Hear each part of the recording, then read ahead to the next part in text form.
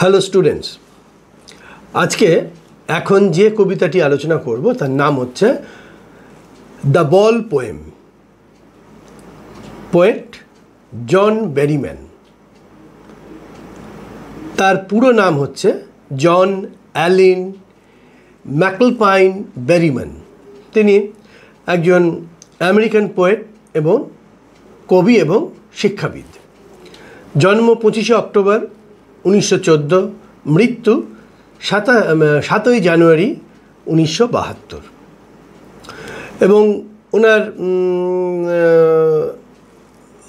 মানে কবি জীবনে তিনি অনেক পুরস্কার পেয়েছেন। তার মধ্যে বিখ্যাত পুরস্কারটি হচ্ছে পুলিৎজার প্রাইজ। পুলিৎজার প্রাইজ উনি পেয়েছেন 1965 সালে। 77 ড্রিমস বলে একটা কবিতার বই 1964 সালে কবিতাটা লিখেছিলেন, সেইটার জন্য তিনি পুলিৎজার প্রাইজ পেয়েছেন। তিনি তার বিখ্যাত কিছু বই আছে, dream songs, his toys, his dreams, his rest, homage to mister Bradstreet, love and fame, delusions এবং আরও কিছু। আমরা এখন যে কবিতাটা পড়ব সেই কবিতাটা নেওয়া হয়েছে একটা পোয়েট্রির কালেকশন থেকে। সেই বইটার নাম হচ্ছে দ্য ডিসপোজেসড, 1948 সালের। এবং আরেকটা বিষয় যেটা জন বেরিম্যানের জন্যে বলতেই হয়, সেটা হচ্ছে উনি একজন কনফেশনাল স্কুল অফ পোয়েট্রির কবি বা কনফেশনাল পোয়েট। কনফেশনাল পোয়েট মানে কি? মানে হচ্ছে তিনি নিজেকে একটা নিরাপদ দূরত্বে রেখে সমাজের যে ভয়ঙ্কর বাস্তবতা, যে নিষ্ঠুরতা, যে কষ্ট, সেগুলোকে তিনি নিরাপদ দূরত্ব থেকে পর্যবেক্ষণ করেছেন। সেগুলো নিয়ে তিনি কবিতা লিখেছেন, গল্প লিখেছেন বা তার সৃষ্টি করেছেন। এবং তাদের এক্সপ্রেশনের এই যে প্রকাশ, সেই প্রকাশভঙ্গিগুলো কিন্তু সাধারণত যেসব ঘটনার উপর দাঁড়িয়ে ছিল সেগুলো হচ্ছে extreme moments of individual experience, মানুষের জীবনের খুব তীব্র কষ্ট, দুঃখ এইসব নিয়ে লিখেছেন এবং জীবন দর্শন নিয়ে লিখেছেন। এবং ওনার সমসাময়িক যে বিখ্যাত কবি, মানে এই কনফেশনাল পোয়েট যারা, তাদের নাম হচ্ছে রবার্ট লোওয়েল, সিলভিয়া প্লাথ, অ্যান সেক্সটন এবং আরও অনেকে। এবং এরা প্রত্যেকেই তাদের সময় অন্যতম সেরা কবি। এবার এই দ্য বল পোয়েম কবিতাটায় আসি। এই কবিতাটা একটা 18 লাইনের কবিতা, ব্ল্যাঙ্ক ভার্সে লেখা।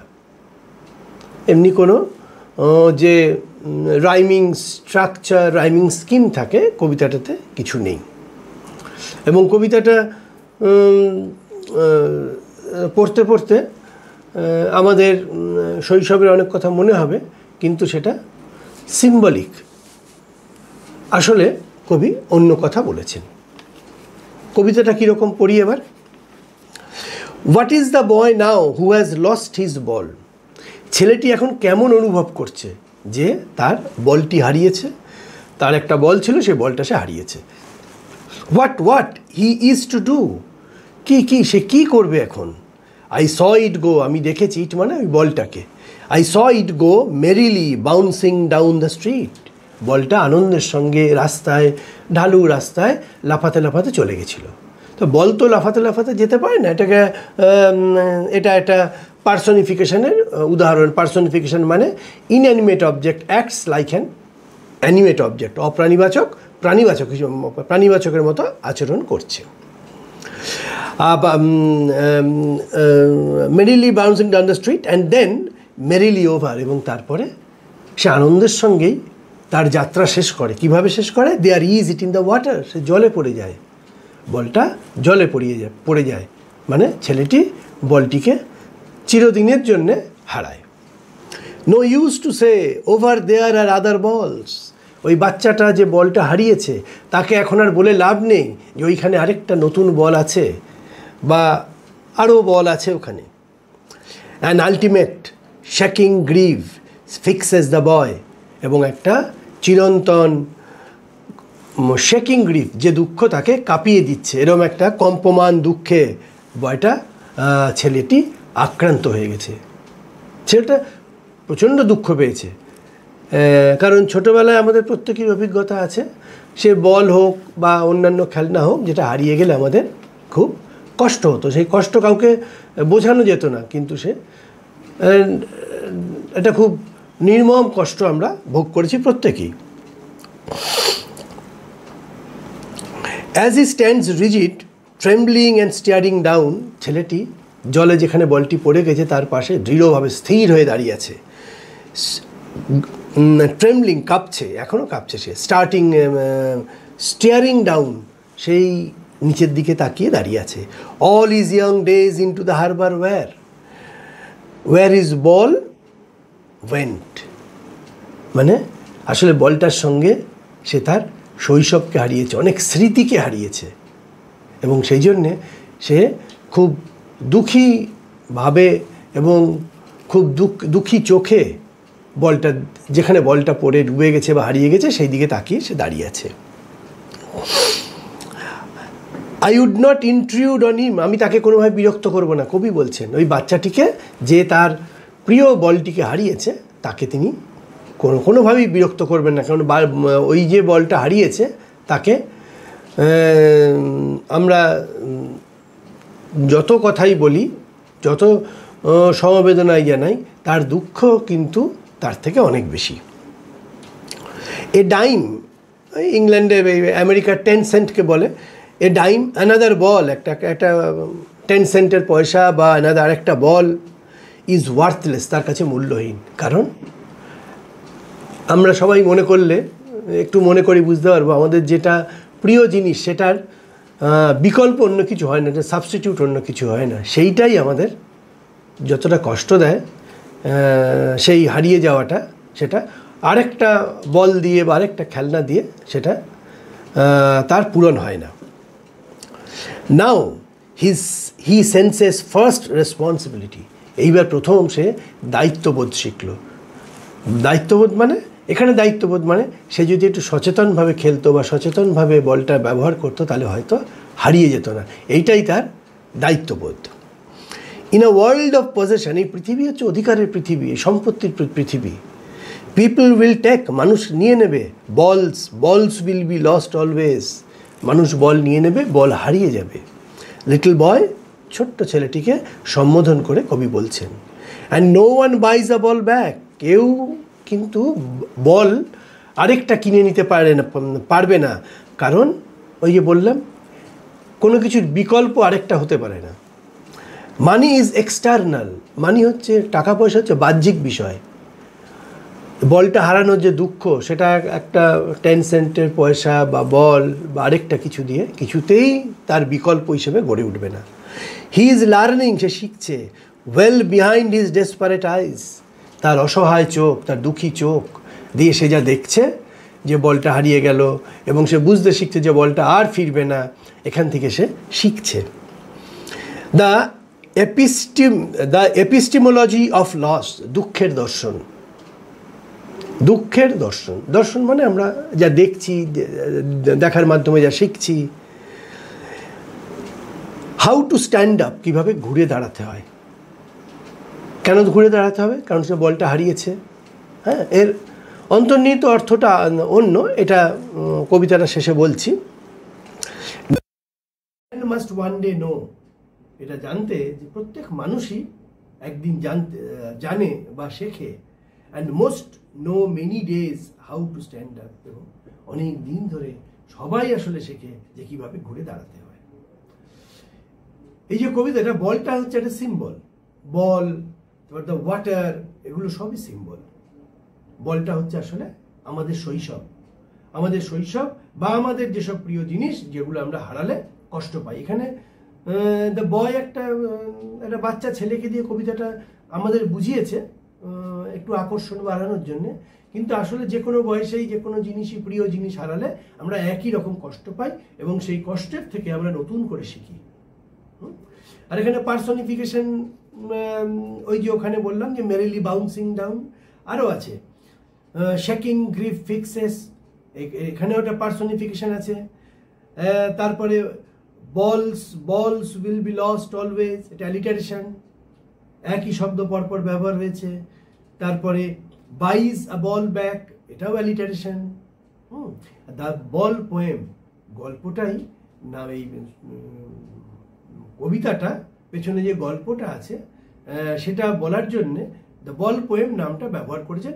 এটাও একটা সিম্বলিক, এটাও একটা প্রতীক আকারে ব্যবহার করেছেন, যে প্রতীক দিয়ে কবি বোঝাতে চেয়েছেন যে বলটা আসলে জীবনের কি। যেহেতু বাচ্চা ছেলের অধিকারে থাকা, পজিশনে থাকা জিনিস দিয়ে বলেছেন, তিনি খেলনা দিয়েও বলতে পারতেন। বল অবশ্যই একটা বাচ্চা ছেলের খেলার বিষয়, দিয়ে খেলা করে, তার অধিকারে থাকে, সেটা থেকে পছন্দ করে, এবং তার কাছে পৃথিবী ওইটা। এবং এই this is a narrative poem, simple narrative poem with a symbolic message. এখানে একটা মেসেজ আছে অবশ্যই। It is a touching poet about loss of ball, is a touching poet about loss of ball and teaches a deep truth of life. What is the truth? That loss is an inevitable aspect of human life, but we have to, and we all stand up and move on after all losses. Whatever we lost is very precious to us. Still, we forget it and take lesson from it and stand up and we march forward. This is a poem of loss and realization. আমাদের কিছু হারিয়েছে এবং সে হারানো থেকে আমরা কি উপলব্ধি করছি। কি হারিয়েছি? Loss of innocence and the beginning of maturity. এই যে ছেলেটি বলটি হারালো, এই বলটা হারানোর মধ্যে কিছু শিক্ষা পেল, সেই শিক্ষাটাই হচ্ছে তার ম্যাচুরিটি। সে শিক্ষা পেল যে সে যদি রেসপন্সিবল হতো তাহলে বলটা সে তার অধিকার থেকে হারাতো না। অতএব সে আগামী দিনে he will be more responsible about the things he possesses। এবং এটাও সে শিখলো যে money cannot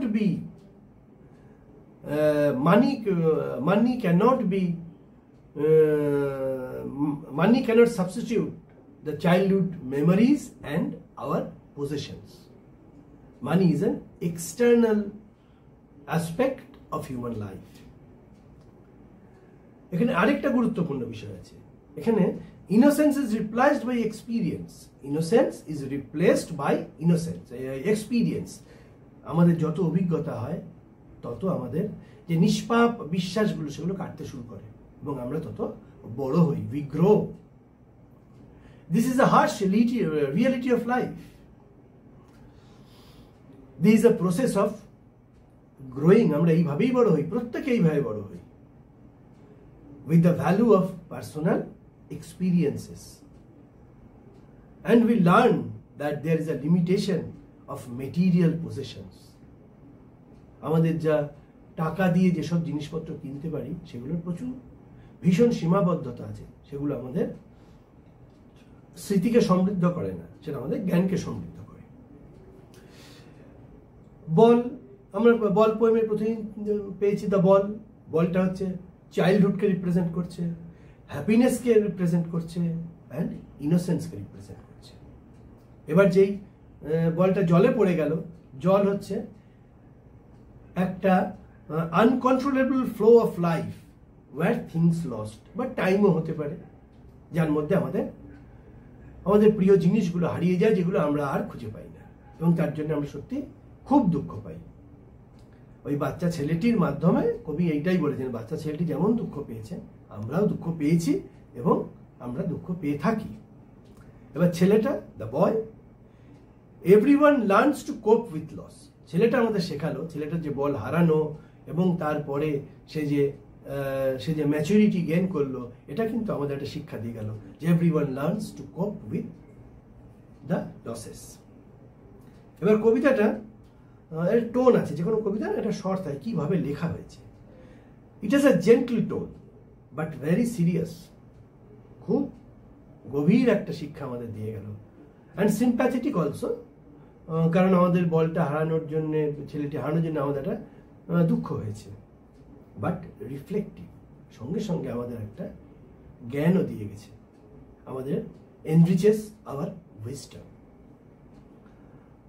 the poem is sad, দুঃখের কবিতা, ইয়েট ফিলসফিক্যাল, এর পিছনে একটা জীবন দর্শন আছে।